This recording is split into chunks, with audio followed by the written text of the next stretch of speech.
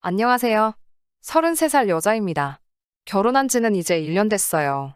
남편하고는 아주 어릴 적부터 친구였습니다. 한 동네에서 계속 자라면서 오래 알고 지낸 사이예요. 덕분에 양가 부모님끼리도 사이가 아주 돈독하시고요. 시부모님도 아주 저라면 껌뻑 죽을 정도로 아껴주십니다. 남편도 친정부모님하고 그만큼 오래 알고 지낸 사이니 지들 부모님한테 하듯 정말 잘해요. 그런 모습이 없었다면 결혼조차 하지 않았었겠죠. 남편과는 그냥 오래 알고 지낸 친구처럼 살아왔고, 사실 이 남자랑 결혼하게 될 거라고는 꿈도 꿔본 적이 없어요. 워낙 가까운 사이였기도 했고, 남편이 철들 무렵부터 어떻게 살아왔는지 가까이서 지켜보기도 했으니까요. 친구이던 시절에는 애인이 생기면 서로한테 소개해주기도 했었고, 어떤 상대를 만나왔는지도 다 알고 있으니 서로에 대해서 너무 잘 알고 있는 상황이었습니다. 사귀던 사람을 소개받는 자리에서 제가 남편이 철없는 행동을 하고 있으면 이러지 말라 그러지 말라 잔소리도 했고, 그 모습에 주변에서 제가 친누나냐는 질문도 몇 번이나 받기도 했어요. 저랑은 성격이 정반대예요. 남편은 주변의 인맥도 두텁고 사람들 만나는 것도 좋아해서 온갖 사람들 생일 챙기고 기념일 챙기고 하는 사람이었어요. 저는 약간 인간관계를 피곤해하는 스타일이기도 하고 조용한 성격이고요. 어릴 적에 남편이 농담처럼 제가 30살까지 결혼 못하고 있으면 지가 해준다는 식으로 몇 번 이야기했었는데 31살 되던 해에 그 약속을 기억했는지 저한테 정식으로 만나볼 생각이 없냐고 어디 길에서 들꽃을 꺾어 와서는 프로포즈를 하더군요. 그 말을 기억하고 있다는 게 로맨틱하기도 했고 오래 알고 지내 편한 모습이 좋았는지 그런 남편을 받아줬고요. 시부모님은 우리가 결혼하기로 했다는 소식을 듣고 쌍수를 반기며 환영해 주셨어요. 저라면 못난 아들 맡길 수 있다고 제발 사람 좀 만들어 달라고 부탁하시더라고요. 남편은 결혼할 때 집은커녕 빚까지 있는 몸으로 왔습니다. 시가가 못 사는 편도 아니고 빚은 결혼할 때 다 정리해줘서 문제될 게 없었어요. 양가가 서로 막역한 사이다 보니 신혼집이나 혼수 같은 것들도 별다른 문제 없이 넘어갔습니다. 예단 같은 것도 생략했고 기타 결혼 비용부터 신혼집이나 혼수도 정확히 반반씩 계산해서 했으니 그 과정에서 문제가 생길 일은 없었어요. 어느 날 시부모님이 저에게 그동안 직장 생활하면서 모아둔 돈이 얼마나 되냐고 물어보시더라고요. 제가 모아둔 게 8천만 원 정도 되었는데 어느 날 시어머니가 1억이 든 통장을 저에게 건네주셨어요. 형편이 한쪽으로 기운 결혼은 아니었지만 저는 저금이 있는데 남편은 빚이 있는 상황이었으니 이렇게 해야 맞는 거라며 오히려 시가에서 자잘한 부분까지 챙겨주시는 게 너무 감사했습니다. 결혼을 하게 되면 그래도 한 집안의 가장이 되기 때문에 정신을 차릴 거라고 막연히 그런 생각을 가졌던 건 저의 불찰인 것 같았습니다. 옆에서 계속 지켜봐온 바 한 직장을 진득하니 오래 다니는 성격이 아니었어요. 1년 정도 일하다가 때려치우고 그 돈으로 한참 뭘 새로 배운다는 핑계로 먹고 놀다가 돈 떨어질 때쯤 다시 직장을 구하고 그런 식의 반복이었습니다. 결혼을 하면 달라질까 생각을 했는데 그 성격은 어디 가질 않더라고요. 결혼하고 나서 몇 달 되지 않아서 남편이 회사를 그만두고 집으로 돌아왔습니다. 당연히 저랑 상의 한마디 없이 결정한 사직이었어요.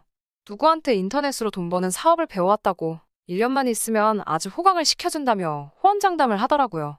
시부모님이 결혼자금으로 주신 돈도 그대로 있고 한동안 남편이 벌이가 없더라도 그나마 다니던 직장에서 월급을 많이 받던 편도 아니었던지라 가게에 큰 타격은 없었습니다. 제가 잘 버는 편이기도 했기 때문에 그래도 스스로 뭔가를 해보겠다는 게 대견해 보여서 허락해줬어요. 그래도 당장 사업을 한다는데 돈 한 푼 없이 시작하게 하는 건 아닌 것 같아. 시부모님이 주신 돈에서 1,000만 원을 인출해서 사업자금에 보태라고 남편 계좌로 이체해줬어요. 단, 공동으로 관리하던 통장은 제가 관리하기로 했고 남편은 수입이 생길 때까지 제가 한 달에 30만 원씩을 이체해주는 식으로 용돈을 받아 생활하기로 했습니다.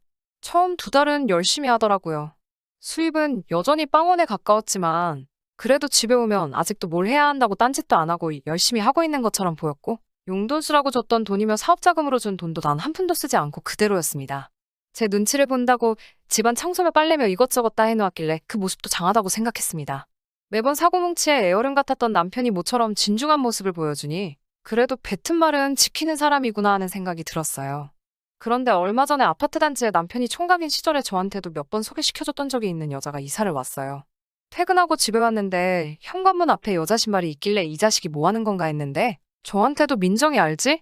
하면서 우연도 이런 우연이 없다고 같은 동으로 이사와서 층마다 떡 돌리고 있는 와중에 만났다고 하더라고요. 저도 몇 번 만나본 사이라서 서로 아는 사이이기도 하고 사실은 남편이 저랑 결혼하기 전에 이 민정이라는 여자에게 관심이 있기는 했는데 민정이라는 여자는 당시 남편이 무능력하다고 단 한 번도 관심 가져준 적이 없었거든요. 당시에 둘이 연애를 시작하기는커녕 남편이 그렇게 쫓아다니기만 하다가 결국 흐지부지 된 걸로 알고 있어요. 그 뒤로 저도 만난 적은 없기는 하지만 민정 씨가 이사 온 이유가 결혼을 해서 왔다는 걸 알게 되었어도 별로 남편이 딴 생각을 하겠다거나 하는 생각도 안 했어요. 시가랑 친정이 근처이기도 하고 제정신이면 대낮부터 동네에서 딴짓하지는 않겠다고 생각했고 남편이 나쁜 마음을 먹었으면 제가 퇴근할 시간 맞춰서 이 여자를 집에 보냈겠지 하는 생각도 들었습니다. 그 뒤로 주말에 남편하고 장 보러 나가서 민정 씨네 부부를 만나기도 했는데 남편하고 꼭 달라붙어 있는 모습도 너무 사이가 좋아 보였기 때문에 그런 의심을 한 적은 한 번도 없었어요. 무엇보다 민정 씨 남편은 대기업에 다니고 있어서 제 남편과는 비교할 수가 없었거든요. 그러던 어느 날 몸이 조금 감기 기운이 있는 게 이상해서 진료소 들려서 검사를 받고 평소보다 조금 일찍 집에 들어왔는데 집에 아무도 없더라고요.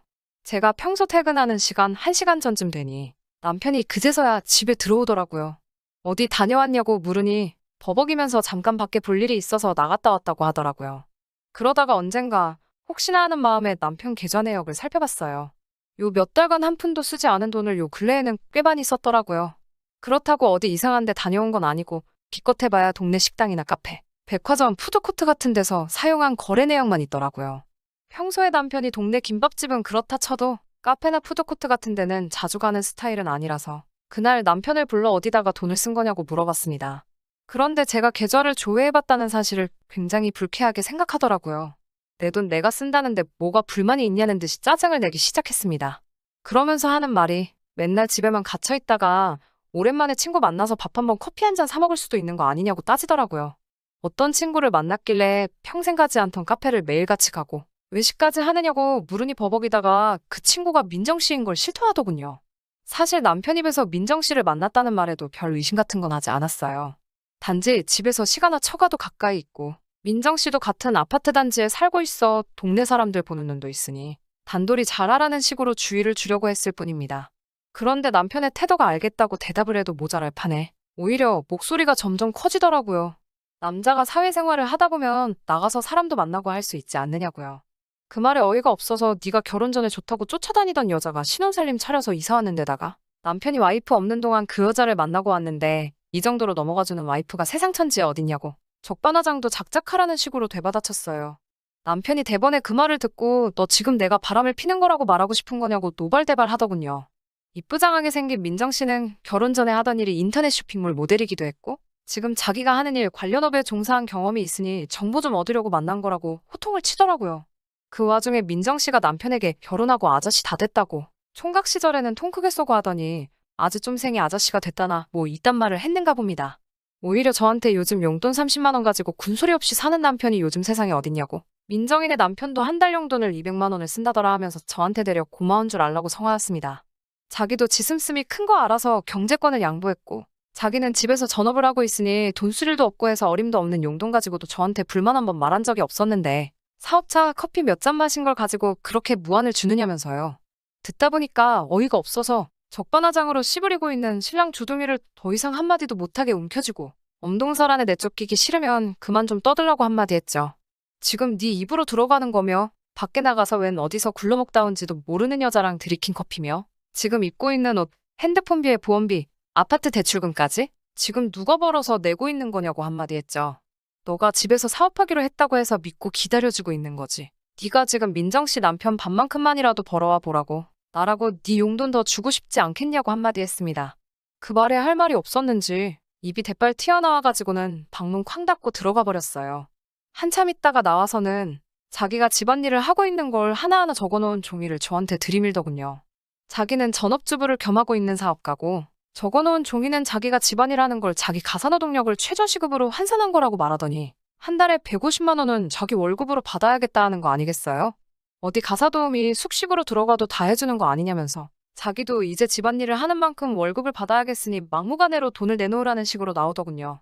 너는 나랑 결혼을 해서 부부가 된 거지. 이 집에 가사도우미로 취직을 한 거냐고 따져묻는 말에도 남편은 끝까지 나도 사회생활하면서 돈 쓸 곳이 많으니 자기는 무조건 이 월급을 받아야겠다고 하더군요.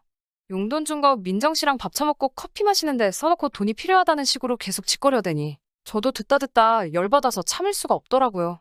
그 돈 어디다 쓰려고 하는지 뻔히 보이는 마당에 참을 수가 없어서 남편 귀를 잡아서 밖으로 질질 끌고 민정 씨네 집 앞으로 쳐들어갔어요.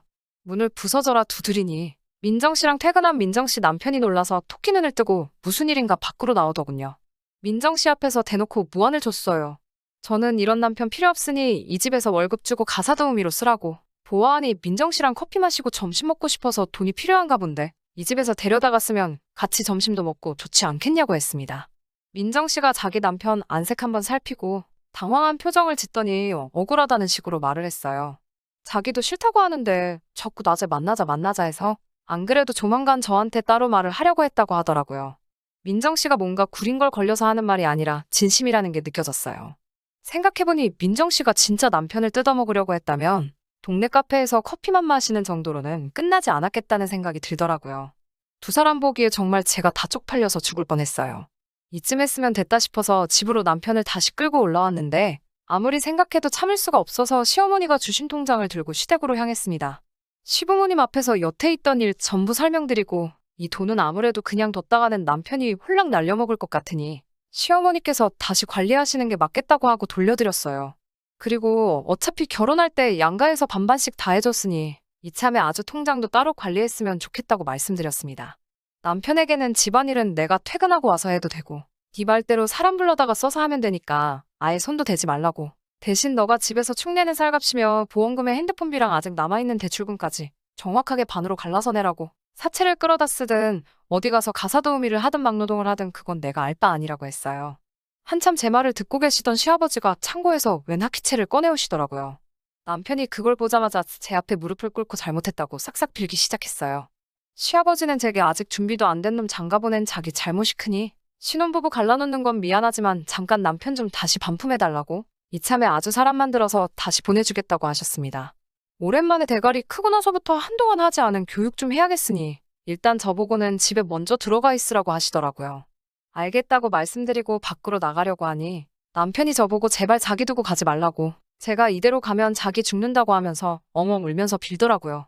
또 사업한다고 할 거야? 월급 받고 가사 도우미 한다고 할 거야? 확인차 다시 물어보니 두 번 다시 뻘짓 안 하고 제 말 잘 듣고 살겠다고 한 번만 용서해달라고 하는 말에 시부모님께는 마지막으로 제가 한 번 더 해보겠다고 말하고 훌쩍대고 있는 남편을 집으로 데리고 들어왔습니다.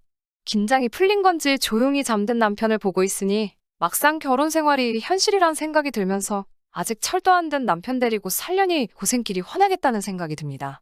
요즘은 다시 취직해서 회사에 출근하고 있어요. 아마 두 번 다시 지사업하겠다고 나대지는 않을 것 같고 지금 다니는 직장이 별 볼 일 없는 곳이긴 하지만 진득하게 오래 다녔으면 하는 심정입니다. 민정 씨네 부부한테는 미안하지만 그날 제가 찾아갔던 사실이 찜찜했는지 얼마 뒤 다른 곳으로 이사를 갔어요. 제가 써놓고도 조금 한심하기는 하지만 그래도 귀여운 구석도 많고 심성도 좋은 남편이에요. 언젠가는 둘이서 행복할 날이 올 것이라 굳게 믿으며 이만 사연 줄이도록 하겠습니다. 긴 이야기 들어주셔서 감사합니다. 오늘의 사연은 여기까지입니다. 구독과 좋아요, 알람 설정해주시면 앞으로 더 좋은 사연으로 찾아오겠습니다. 감사합니다.